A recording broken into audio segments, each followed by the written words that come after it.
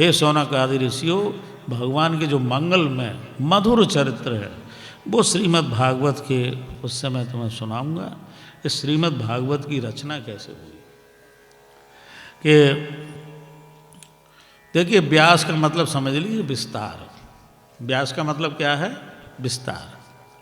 जब हमारे अंदर विस्तार होने लगता है तो व्यास जी ने देखा कि यार ये एक वेद को कौन समझेगा, तो उन्होंने वेद के 4 विभाग करे, पुराण लिखे, ब्रह्मसूत्र लिखे, लेकिन फिर भी उनको शांति नहीं मिली। तो उन्होंने फिर देवर्षि नारद के कथन पर श्रीमद् भागवत की रचना की। लेकिन उससे पहले गुरुदेव की चर्चा कि एक बार कैलाश पर्वत पर और देवर्षि नारद ने माता पार्वती से पूछा, क्यों देवी, भोलेनाथ तो तुम पे बड़े प्रसन्न रहते हैं और तुम तो उनकी ऐसी प्रिया हो कि वो तुमसे तो कोई बात छिपाते ही नहीं है, तो आप तो मुंडों की माला के बारे में तो जरूर मालूम होगा। इतना कह के देवर्षि चल दिए। अब पार्वती जी स्त्री स्वभाव बस लगी कि नाथ ये तो बताओ, ये मुंडों की माला तुमने आज तक नहीं बताया, जी क्यों पहनती हो?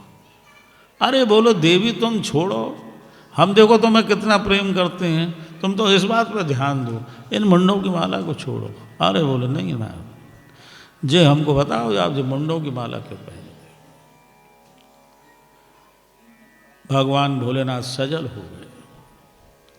बोले हे देवी, जिस जिस काल में, जिस जिस युग में मेरा तुम्हारा जो वियोग हुआ है ना, तुम्हारी जो स्मृति अर्थात तुम्हारा जो प्रेम, तुम्हारा जो मेरे प्रति समर्पण, उसको मैंने अपने हृदय से कभी विलग नहीं किया। तो बोले महाराज ये सब मेरे ही? हाँ देवी तुम्हारी। ओहो, बोले हम तो सोचते थे बड़ा प्रेम करती हो, तुम तो बड़े कपटी हो भाई। बोले खुद जिंदा हो, खुद तो अमर हो गए और हमें बार बार मरना पड़ रहा है, और मरने के बाद फिर तुम्हें भजें और फिर कहीं जाके तुम प्रसन्न हो, क्योंकि तुम्हारा तो कोई भरोसा ही नहीं है, काहे पे प्रसन्न हो जाओ। तो बोले तुमने ऐसी कौन सी घुटी पान कर रखी है?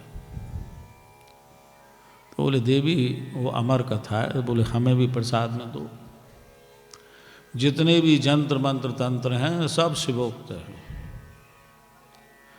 हमने आपको पहले भी कहा कि राधा वल्लभ की सेवा शिवोक्त है, ये भगवान शिव के पूज्य ठाकुर है, लेकिन हम शिव के उस तत्व को भजते नहीं हैं उस ढंग से। इसकी चर्चा आगे करेंगे। तो साहब अमर कथा सुनाई है। माता पार्वती यजमान बन के सामने बैठी हैं, भोलेनाथ अपने आसन पर कथा सुना रहे हैं। बोले देखो देवी, मैं ध्यान मग्न होकर कथा कहता हूँ, तुम सचेत होकर हुंकारी भरती रहना, लेकिन पहले ऐसा करो देख लो कैलाश पे कोई है तो नहीं। भगवान की आज्ञा से सब नीचे उतर गए, लेकिन एक तोते का बच्चा जो अभी अंडे से बाहर ही आया है, अशक्त है, उड़ नहीं सकता है, इसलिए वो आज्ञा का पालन करने में असमर्थ है। तो देवी ने भी ध्यान नहीं दिया उस पर। बोले नाथ अब आप गुप्त रूप से ये कथा सुनाइए। कथा का क्रम चला। सप्तम दिवस माता देव पार्वती जी की और भाव समाधि लगी, तब तक यह अंडे से ये सुख का शावक है, ये सचेत हो गया, पोषित हो गया और ये हुंकारी भरने लगा स्वभाववश। लेकिन जैसे ही कथा पूर्ण हुई, भोलेनाथ ने नेत्र खोले तो देखा कि पार्वती जी तो मग्न मुद्रा में और मुस्करा रही हैं, नेत्रों से अश्रुधारा बहने लगी हैं। उन्होंने पूछा क्यों देवी? अरे बोले महाराज मैं तो उद्धव और भगवान श्री कृष्ण का जो संवाद है वो सुन नहीं पाई ढंग से। तो भगवान ने कहा फिर ये हुंकारी कौन दे रहा था? भगवान ने त्रिशूल उठाया तो वो तोते का बच्चा उड़ता हुआ और साम्याप्रास आश्रम में और व्यास जी की पत्नी बिटका देवी, जिन्होंने अभी सिर धोया है, अपना बाल सुखा रही हैं और मुख से उनके उदर में प्रवेश कर गया। अब ये कथा सुनने सुनाने में हमें बहुत अच्छी लगती है। क्यों अच्छी लगती है? कि ये कोई जादू नहीं है। अब आगे का जादू देखिए। भगवान भोलेनाथ त्रिशूल लेके आए, उन्होंने कहा मेरी कथा का चोर व्यास जी तुम्हारे आश्रम में आया है। व्यास जी बूढ़े से कप कपाते हुए जैसे उठ के खड़े भये, बोले हे भोलेनाथ, जिसने आपकी अमर कथा सुन ली, क्या आप उनको मार पाओगे? भोलेनाथ बोले तो हैं क्या? इसी बात के बोले हैं। अच्छा ये बात है। मुस्करा के वो कैलाश चले गए। अब वो तोते का बालक 12 वर्ष तक, और भैया गर्भ से वेद ध्वनि आ रही है। बोले भैया तुम बाहर आओ, तुम्हारी मैया को कष्ट हो रहा है। बोले जी द्वारकाधीश आके जो कहें कि जी माया मुझ पे आक्रमण नहीं करेगी तो मैं बाहर आता हूँ। तो ऐसे सुखदेव जी महाराज और पैदा हुए, और पैदा होते ही चल दिए। सरोवर में अप्सराएं स्नान कर रही थी, तो पीछे पीछे व्यास जी हैं, सुखदेव जी आगे निकले। इन अप्सराओं को लज्जा नहीं हुई, और जैसे व्यास जी बूढ़े वो निकले, उन्होंने सरोवर से निकलकर और वस्त्र धारण कर लिए। व्यास जी ने पूछा देवी हो, मेरा अभी जवान बच्चा निकल के गया, तब तुमको लज्जा नहीं हुई, और मुझसे लज्जा हो रही है जो मैं तुम्हारे दादा परदादा के समान हूँ।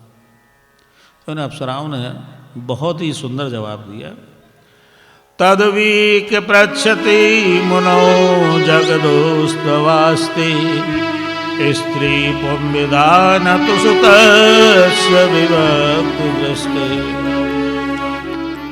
बोले हे व्यास जी, आप जगत पूजनीय हो और आप बहुत कुछ जानते हो, आपके अंदर बहुत कुछ विस्तार है, लेकिन आपका पुत्र ऐसा है कि ये भगवान श्री कृष्ण के अलावा और किसी को नहीं जानता।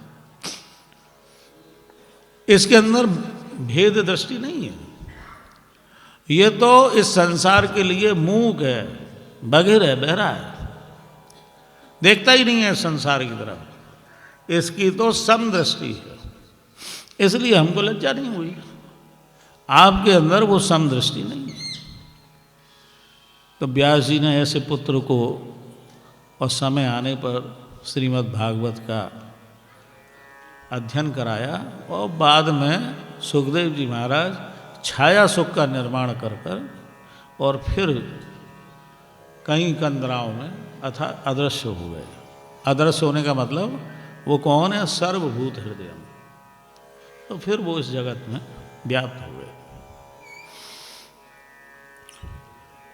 देखिए, जो जीवन का सार है, शिव और पार्वती ये जगत के मूल हैं। यही आपको प्रभु की शरण में ले जा सकते हैं। ये सब बातें मैं आपसे जितनी भी कहता हूँ अनुभव की कहता हूँ। बातें याद आती हैं तो कथा करूँ कि बातें सुनाऊँ। तो तात्पर्य शिव का मतलब वो कल्याण का, परम कल्याण का मार्ग। इसलिए ही सुखदेव जी महाराज शिव हैं। ये श्रीमद् भागवत भी शिवोक्त है। ऐसा नहीं है कि व्यास है या शुकवाच है। ये सब ऐसे जो सुखदेव जी महाराज हैं, तो ये श्रीमद् भागवत जब व्यास जी बहुत व्यग्र हैं, देवर्षि नारद ने समझाया कि हे देवर्षि, तुम एकमात्र भगवान श्री कृष्ण का चिंतन करो तो तुम्हारी आत्मा में उनके गुणों का, उनकी लीला का, उनके धाम का, उनके रूप का विस्तार होगा। गणेश जी ने इस श्रीमद् भागवत को लिखा है और व्यास जी ने इसको बोला है। अब कथा में ये कहते हैं कि भाई व्यास जी 100 श्लोक बाद ऐसा श्लोक बोल देते थे, तो वो गणेश जी को सोचना पड़ता था। जब वो 100 श्लोक और सोच लेते थे